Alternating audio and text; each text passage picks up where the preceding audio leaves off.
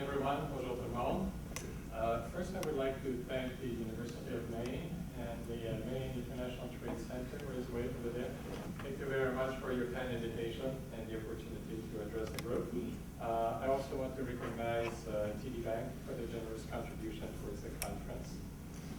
When I was invited to come to Oregon, I was quite excited and had all those ideas in mind that I could develop in front of you. But then I was told, well, you would have to wrap it in about 15 minutes. So I thought, okay, I'm going to focus on two things. First, I'd like to share with you the lessons we learned dealing with Saint-Pierre and Miquelon. And you get a quick refresher of geography. First, share some lessons because I think those lessons are valid and will help us look into the future. Second, I want to look at the economic development, prospects for economic development in Atlantic Canada, and how this economic development can contribute to integration, and how integration can contribute to the success of those projects. For those of you who are not familiar, there is a piece of France in Canada. It's literally an enclave. They're entirely surrounded by Canada. It's a small community, 6,500 people. They live on two islands, Saint-Pierre and Miquelon. There are a few more small islands for leisure and sports or just seasonal activities. The territory has been in French, under French sovereignty since the Treaty of Paris in 1763. And if ever you fly there, or you might want to take the boat from Moncton, but if ever you fly there, there's no mistake. When you arrive there, you're in France. And they voted on Sunday. There was presidential election, so they voted on Sunday. But you're welcomed by the Police des Frontières. And then you see the gendarmerie, and then you look at the cars, they all have license plates from France. It is France. You try to plug your razor or your hair dryer. It doesn't work. It doesn't work. And to this day, I believe that on the 3 occasions I tried to use my credit card, Visa refused the transaction, and I believe it's because I was in a foreign country and I didn't tell them before I traveled. Anyway, it's very interesting to think that the small territory here belongs to France. It's about 15 miles across. So on the clear day, you can literally wave at one another from Newfoundland, the Barren Peninsula to Saint-Pierre and Miquelon. Anyway, all this to say that to help manage the relationship between Saint-Pierre and Miquelon in Canada, Prime Minister Chrétien and Prime Minister Balladur in 1994 decided to sign a treaty to foster regional cooperation between Saint-Pierre and Miquelon and the Atlantic provinces. The treaty created a joint commission that is co-chaired by the préfet in Saint-Pierre and by myself. The original mandate was given to ACOA, my employer, and the first year I was asked to be the deputy chair. Then after 1 year, they told me, now you are the Canadian chair. So okay, I'll take care of it. The commission does not have staff. It's a virtual group. The préfet on his side will bring his people together. On my side, I can count on, let's say, a dozen departments and agencies of the Government of Canada, and I will include in that dozen the 4 Atlantic provinces. So maybe about a dozen group who help fostering cooperation. We have, I would say, we have a mandate that covers all aspects, all venues of life. Anything you can think of, we will touch, except we will not venture on the continental shelf, fisheries, and oil and gas. Those 3 sectors are just too complicated, big, and sensitive to be handled by us. So we'll leave them aside. But otherwise, if you're talking about search and rescue, law enforcement, economic development, education, culture, healthcare, tourism, you name it, We have jurisdiction, we have a mandate, and we try to foster cooperation between Saint-Pierre-et-Miquelon and the Atlantic provinces. Among the examples of integration that I can mention to you, healthcare. The people from Saint-Pierre-et-Miquelon are all members of the Caisse de Prévoyance Sociale. They have this little card. If they need lung, cancer, or heart treatments, they can go to St. John's. The regional health authority, present their card, they'll be treated, no questions asked. The hospital has interpreters available 24 hours a day, 7 days a week. If you need obstetrics, pediatrics, or gynecology, you can go to the RWK in Halifax. If you need psychiatric services, you can come to the Georges Dumont in Moncton, because there's a better communication between the practitioner and the patient in French. All this is integrated. For the people from Saint-Pierre-et-Miquelon, it's a lot faster and cheaper to come to the Atlantic provinces than fly back to France. Some of them might prefer to go to France, but I think for economic reasons it makes more sense for them to come to Atlantic Canada. In the education sector, right now 3 universities in Atlantic Canada will welcome students from Saint-Pierre-et-Miquelon and charge them the same tuition that they would charge to their local residents. Compared to a student from Paris, that's probably half price. Young people who finish their professional baccalaureate have a mandatory internship to do. They must work in a company or government organization. For years, they used to fly them back to France. 2 years ago, they thought that, well, maybe we could go to Atlantic Canada. Maybe that could work. So they hired the Société Nationale de l'Acadie to coordinate internships for 30 young people. First year, we're all in New Brunswick. This year, they want to go to Nova Scotia as well. I think it's probably more realistic for these young people to be exposed to the North American environment. And what they realize is that the employers said, sure, we'll take them, but they have to live by our rules. And we took 2 of those young people at the co-op. They were in our computer client service. And the rule is that if a client comes to you and talks to you in English, you have to answer to them in English. They talk to you in French, and that's all right. You can talk French. And they had no choice. That was the rule of the game. And all those kids, they managed to do very well. Another example, tourism promotion. If ever you go to the big cruise trade show in Miami, Sea Trade, Saint-Pierre-et-Miquelon is housed with the Atlantic Canadian delegation. The next thing we want to do now is try to determine the sanitary status of the islands. If we can declare them safe, that means then they could export food to Canada. And they also have a problem of domestic organic waste that could be exported to an incinerator in the Burin Peninsula. Burin Peninsula is just the off the island. So they could export their domestic waste there, and it could be burned there. So this is just a quick snapshot of what we've accomplished, what we do in the area of integration with Saint-Pierre-et-Miquelon. Of my work, I've learned 3 things, and I think they apply well beyond Saint-Pierre-et-Miquelon. We could apply it to Maine and Atlantic Canada with no problems.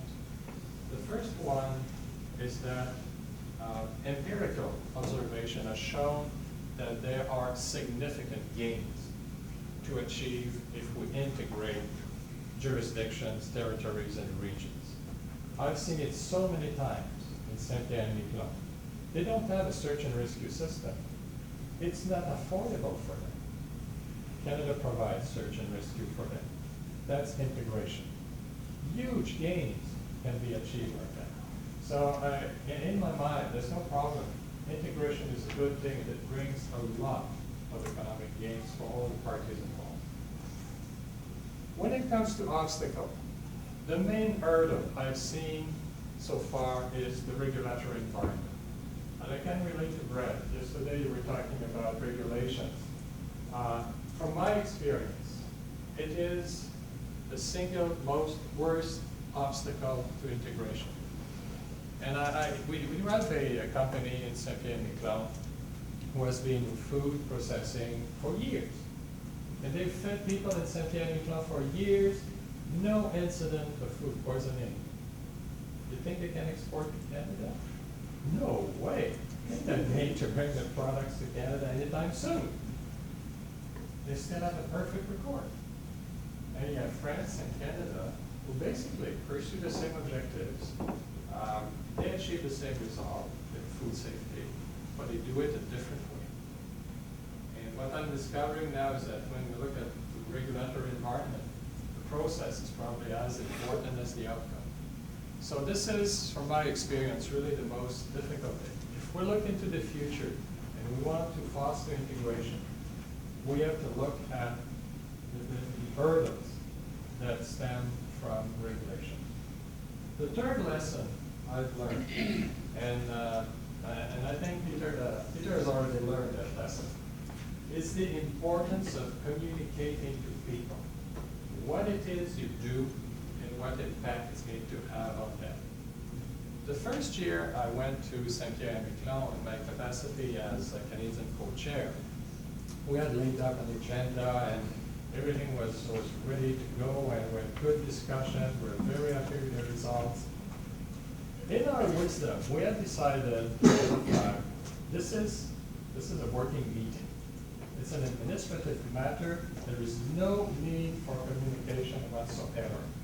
We're not going to talk to the media. It's a waste of time. Well, we paid dearly for that. For weeks or maybe for months after that, the Commission Mixte was labeled as being rich in protocol, poor in results. Was I disappointed to hear that? For all the work we had put into that meeting and all the good results we could have shared, we did not realize that people cared about it. The second time I went there, we articulated our position, we rehearsed the message, and then when I arrived there, they said, "Are you ready to go live on TV?" Oh boy, that was less fun. Anyway, I braced myself, I got all my courage together, and I went live on TV. But in the end, it was a good interview, and then the next day, people were stopping me in the street saying, "We liked what you said last night. We're happy to see that some people care about us and that you work for the good of the archipelago." So that's the third lesson we learned. The importance of communicating to people what we're doing and how it might benefit them. Let's go now, how much more time? 2 minutes. 2 minutes, okay. So let me get now to the second point that I want to share with you. Economic prospects in Atlantic Canada and how it integrates, how it can work with integration. There's no doubt that the prospects in Atlantic Canada look very good now, and it's all linked to major projects. If ever you are curious to get a good list of the inventory, let me bring my sheet here. I'll show you something. Anyway, I'll show you after during the break. Future prospect? Future prospect, yes. The blue brochure. That's the blue brochure I wanted to share. Thank you very much. If you want to have a good inventory of all the major projects that will take place in Atlantic Canada, go to the Atlantic Provinces Economic Council.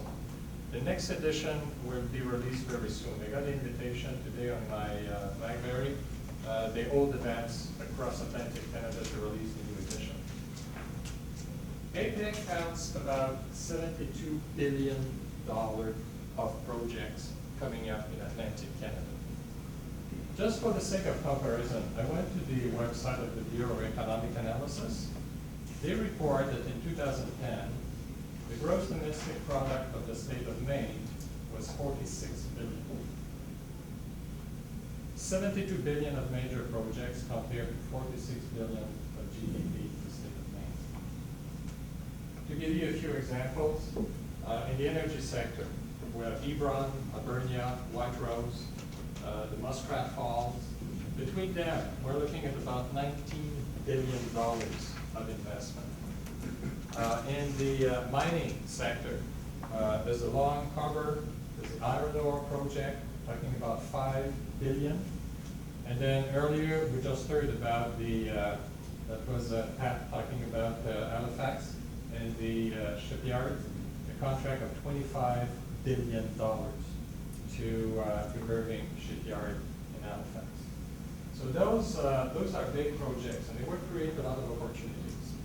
I think that between New England and Atlantic Canada, we have two challenges, two opportunities to cooperate. The first one is, how are we going to manage the workforce challenge? All these projects are going to tap into the same labor pool. We'll need a lot of electricians, welders, metal workers, we need engineers, design, planning. All the same people will be required for those projects. And if it were only Atlantic Canada, it wouldn't be too bad. But Saskatchewan and Alberta are not slowing down. And then Peter is talking of building a highway on top of that. So that's a lot of people from the same trades group. So that's one opportunity, I think, where we can look at it regionally and see how we can address the workforce challenge. The second one is innovation and productivity. And I suspect that Maine is probably facing the same challenge as Atlantic Canada. We are not innovative enough. We are not productive enough. And it limits our competitiveness on world markets. We hope that those major projects will give us the opportunity to innovate, to learn, to become more productive, to increase our critical mass, and eventually become more competitive. And I think there are opportunities for the entire region to use these projects to try to make gains in terms of productivity, and we can all be more competitive on world markets. So I'll conclude my remarks here. Thank you very much for your attention.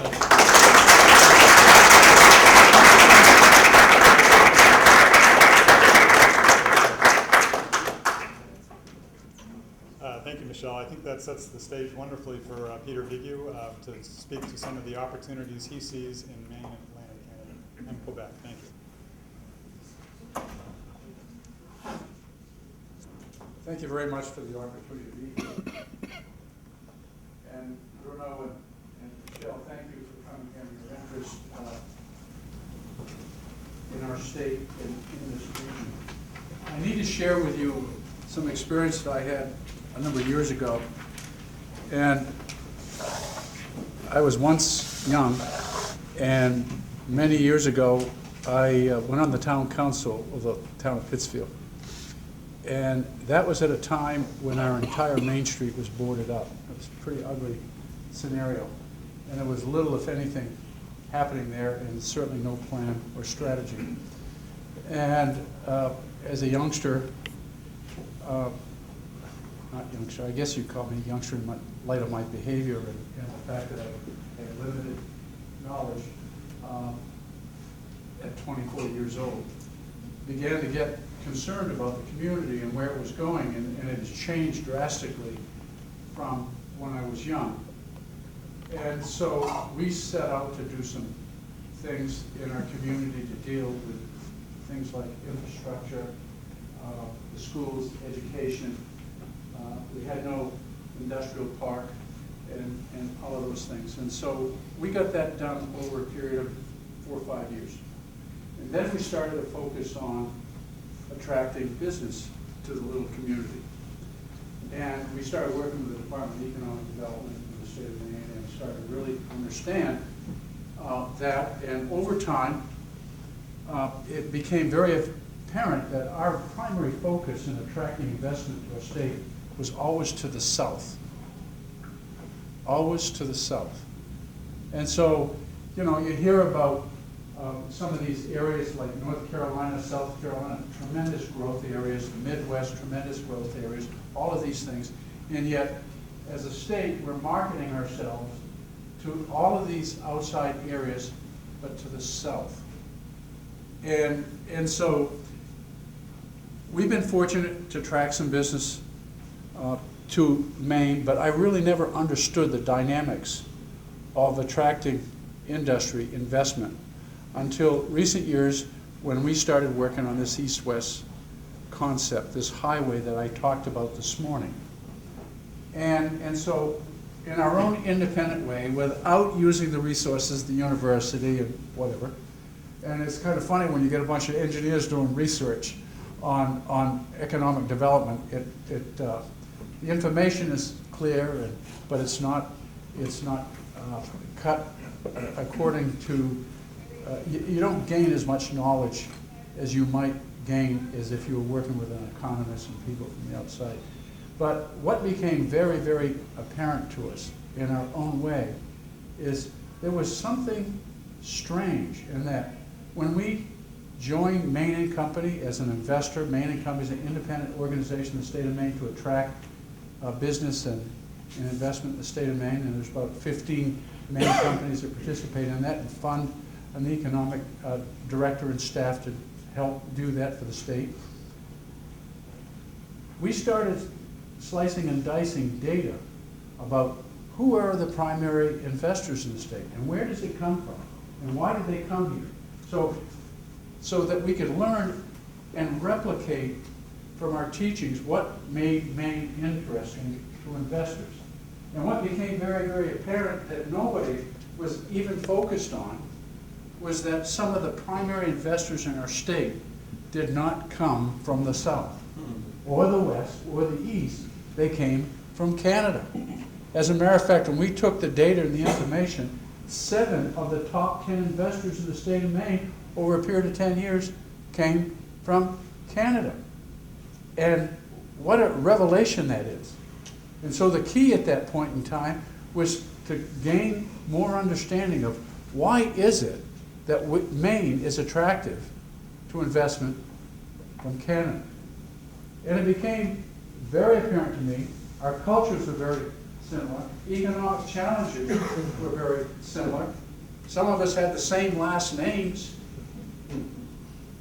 and we had a pretty clear understanding of what the opportunities are and what collaboration was all about. And that's essentially what drove me to take the initiative to understand how can we make it more attractive for the Canadians to invest here, and recognize the fact and communicate it openly to the people in this state that the Canadians are not the enemy or our competitors. They are our economic partners. And I think that that is one of the key things that has helped our company advance ourselves and understand how we might be able to move this state forward in a different direction. You see, go south in this country and try to lure people, major investors, back to this state. And that perception about the ice and the cold and the snow and the bears and all of that is real. It's real in the eyes of the beholder. And so as a result, they discount us for a variety of reasons. And so when we look at Atlantic Canada, we look at Quebec, and we say, okay, what have we got? Now just put this in perspective, and I know that some of you may have received this information, but over 1/3 of our exports go to Canada from Maine. Now we're talking, right? And on an increasing basis, over the last several years, Canadians just keep rolling it up. They keep coming to Maine. $230 million within our income in tourism. People say, well, Canadians don't come here, they just go to Old Orchard Beach or something.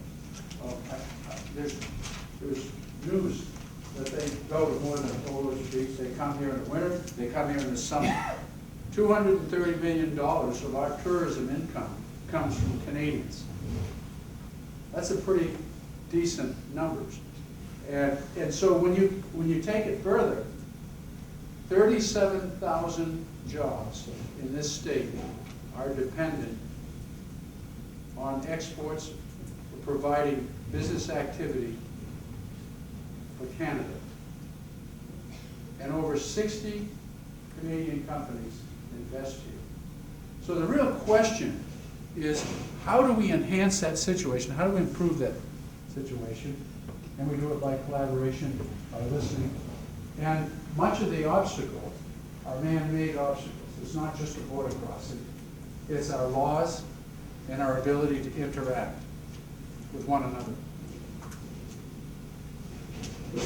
2002, our little company from Pittsfield built the largest cement plant in North America, 40 miles west of Baltimore. It was a project owned by the Germans. They had hired a foreign entity to develop and build the project, and it was a year and a half behind schedule. It was an enormous project. Total of $300 million. 520 feet in the air. They were a year and a half behind schedule and not even out of the ground. Pretty sad commentary. The owner got upset about the progress. We really didn't know all of the dynamics of what was driving them to make such a huge investment. But we went down outside of Baltimore with 750 people from Maine. And some Canadians, I might add. Nova Scotia, New Brunswick, and your favorite place, Newfoundland, Labrador. And we had more fun, more opportunity. 2 million work hours, 2 million work hours, do the numbers. In 10.5 months, we completed that project. The majority of the people came from the Northeast. Total of 1,400 people, 24 hours a day, 7 days a week. And we met the schedule and not one lost work injury on the entire project. 520 feet in the air. Does that tell us what collaboration and capability we have in working with these people? Because I can promise you one thing. They couldn't do it in that neighborhood by themselves without Mainers and Canadians to drive that project home. And it was a lot of fun, and we didn't understand their sanity because this little German man pointed on my chest and said, "First fire in the kiln, October 15. This was on January 3rd. I never really understood what he was trying to get at. I did after the fact because the market went from $58 a ton for cement to $95 in a period of a year and a half. So I understood their madness of why it was important to finish this, because they had committed to certain clients and customers. But Mainers played an important role in that project, as did Canadians. And so when we talk about the labor pool and the investment that we're going to see in Atlantic Canada alone, you can understand that there's a tremendous opportunity there, saying nothing about the fact that there are hundreds of thousands of jobs that will go wanting in Canada in the coming years because of some of their developments up there. And we believe that Mainers can play a role in that. Again, how will that happen? It will happen if the political climate is such that we can embrace one another and come to some common ground on how we might support one another, work together to not only enhance our economy here in Maine, but also allow our partners in Atlantic Canada and Quebec and other parts of Canada to succeed as well. And so when we look at the opportunities, and one of the things that we're most dependent on here in the state of Maine is energy. It's a big deal. It's a huge deal. And clean energy. And I maintain, and people have heard me say this, that the cleanest form of energy for heating, generating, and even someday with automobiles is electricity.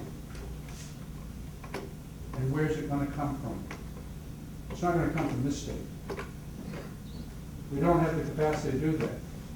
If you look north to Newfoundland, Labrador, you look to Quebec and the investments that they're making in energy, and you look at our boundaries in line with their boundaries, where can our electricity come from? come from Canada. Granted, Maine has a blended electric rate of 12.37 cents per kilowatt hour. That's average, all in.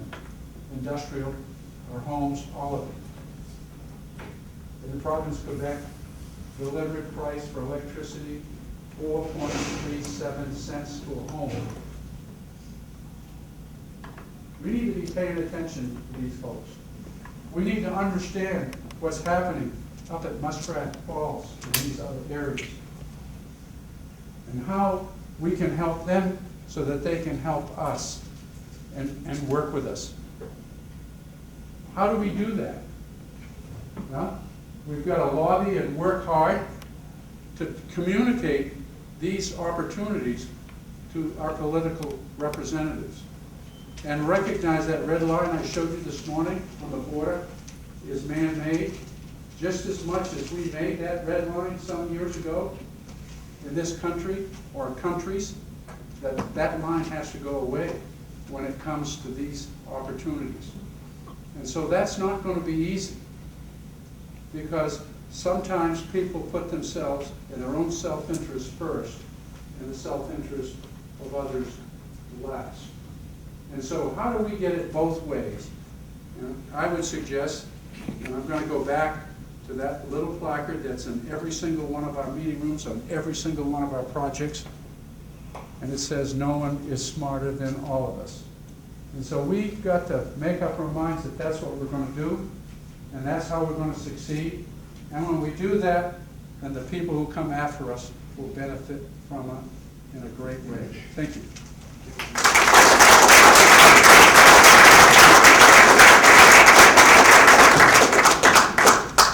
Thank you, Peter. I'd also like to thank Michelle and Bruno for their excellent observations. I think we've all been enriched by a very good discussion this morning, so I thank these fine folks. We are going to have time for some questions. I'd like to just summarize what I heard and just echo the three observations that Michelle made, that Pete exemplified, illuminated. Significant gains if we integrate. Second, the main hurdle is regulatory. As an environmental attorney in Maine, I've come to see both sides, the good and the bad, and sometimes the ugly. Importance of communications to others. I think communications in our little enclave that we call Mobilize Eastern Maine, we realize that if we communicate only within a small boardroom, it's not nearly as powerful as communicating out to the grassroots. And I think Michelle's example provides an excellent illustration, a microcosm of what needs to be done in a greater relationship between U.S. and Canada, between Maine, the Atlantic provinces, and Quebec. So questions, because I think we have just about 8 minutes before we need to adjourn for lunch. I've got one that I can pose to the panel, but I'd like to get input from the audience. So do you have a question for this fine group of panelists?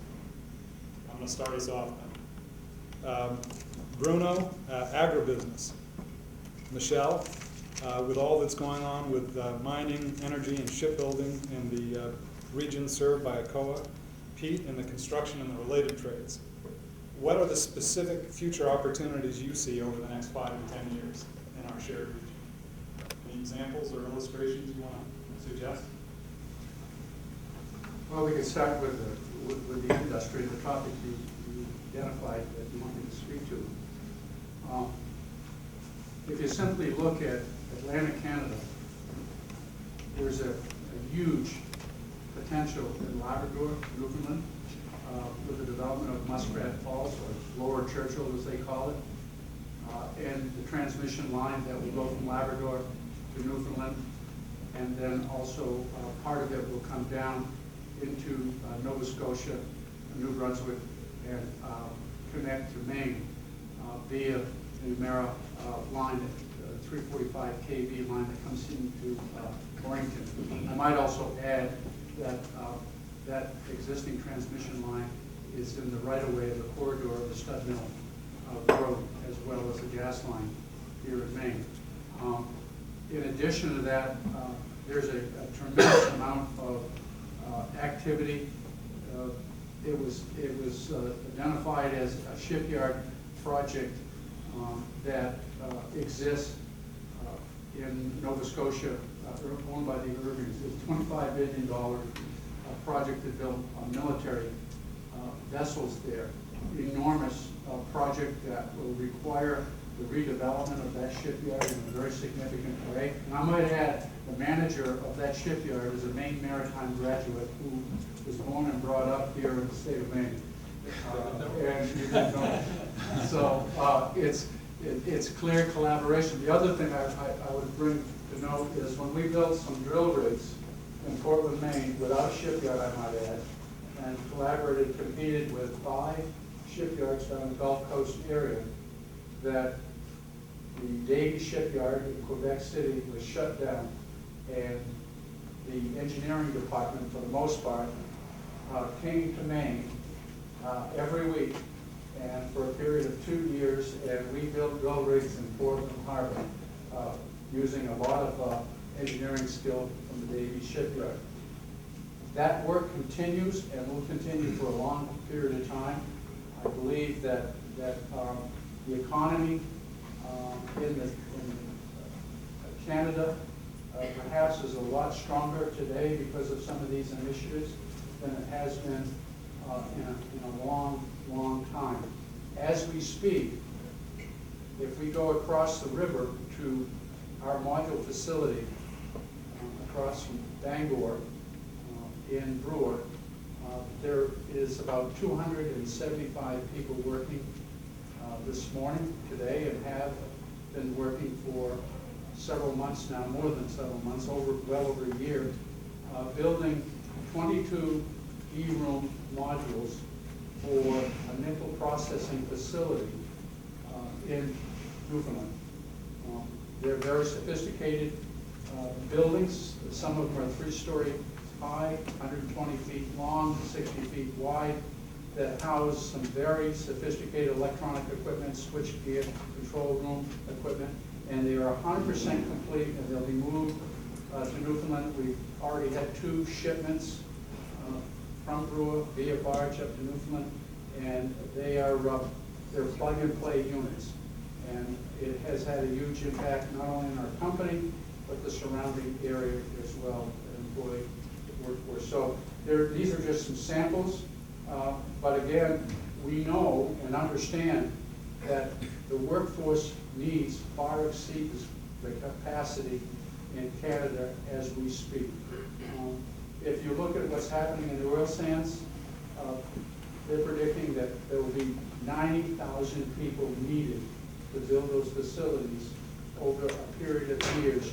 And many of those people that have worked there in recent years come from Atlantic Canada. They're a dedicated aircraft that move people from Labrador, Newfoundland on a weekly basis, and also from Atlantic Canada, Nova Scotia, and New Brunswick. And so those people want to come home because of the economic activity that is beginning to take place in Atlantic Canada, which leaves a huge deficit. So we believe that there will be a lot of cross-border activity in time if our country is open-minded about how we share the resources with one another to engage and enhance both economies, both in the U.S. and in Canada. And again, that red line's got to go away. Michelle? I would encourage anyone interested in looking at opportunities to Google National Shipbuilding Procurement Strategy. When I described the $25 billion contract to Irving Shipyard in Halifax, it's less than half the NSPS total budget. In the first phase, there were 2 contracts awarded, one on the East Coast in Halifax and one on the West Coast, for a total of $32 billion. Those were the combat ships. There's another $20 billion of contract to be awarded for civilian ships. And that will include the Coast Guard, Department of Fisheries and Ocean, resupply ships, and science ships as well. So those are still in the air. They haven't been awarded yet. And the way the strategy works, Halifax and Vancouver are now excluded from the next round of contracts. In the last round, when they had to decide between three bidders, one is right of Maine, and the other one is just above Maine, and that was Davy Shipbuilding. And the third was on the West Coast. So, as I talk to you, there's a good chance that Davy Shipbuilding would get something out of the next round of contracts. So you would have on your doorstep, east and north, two big contracts for shipbuildings. I would Google National Shipbuilding Procurement Strategy. Well, in terms of agriculture, we're facing very high commodity prices, and so agriculture is doing very well in the United States and in Canada right now. I mean, that's one of the reasons why Saskatchewan is doing so well in terms of economic growth.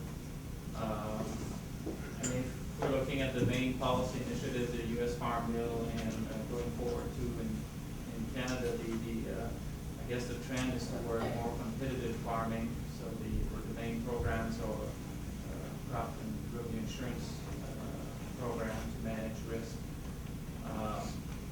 So there's certainly a trend for farmers to be more how can I say that, more entrepreneurs and to manage their own risk. In terms of the agribusiness, basically the agribusinesses are operating on both sides of the border. It's true for the dairy people, the large co-ops like Agro-Beer, the main positions in the U.S. Saputo is the largest cheese manufacturer in Canada. I think the second largest mozzarella manufacturer in the United States. So I mean, there's integration taking place. The agribusiness sector is highly concentrated, and so that will continue. In terms of agriculture, one area I think where we could improve things is, like you were pointing out, regulations. I mean, the food issues are getting more and more complex. Even though there's a trend toward looking at the end product so that the product is safe but produced slightly differently, doesn't matter too much. I mean, that's one of the reasons why there is a sanitary agreement with the WTO, is to resolve this sort of thing. So in terms of agriculture, I guess the sector is growing very rapidly, doing very well, and I think it will continue this way because there's certainly strong demand, especially from overseas. Lower income countries that are growing, some are growing very, very fast. Countries like China and India are growing very fast. And India is a place where there are most people that are lacking food. So it's a big potential market. And so for our farmers and agribusinesses, there's a lot of opportunities this way. But there's also, at the same time, a growing demand for local products. I mean, for regional enterprises, for farmers that have entrepreneurial spirit, they can develop what I would say, what I would call small scale processing to make more money. And we see that there's a growing demand for our products that have a geographical indicator. And so that's something that perhaps Maine can develop with Maine lobsters, for example, making sure that they are actually Maine lobsters when they are sold in Texas. That's a great transition, Bruno. When we talk about lobsters in Maine around lunchtime, it means it's lunchtime. So, Okay. wanted to thank our panelists, though.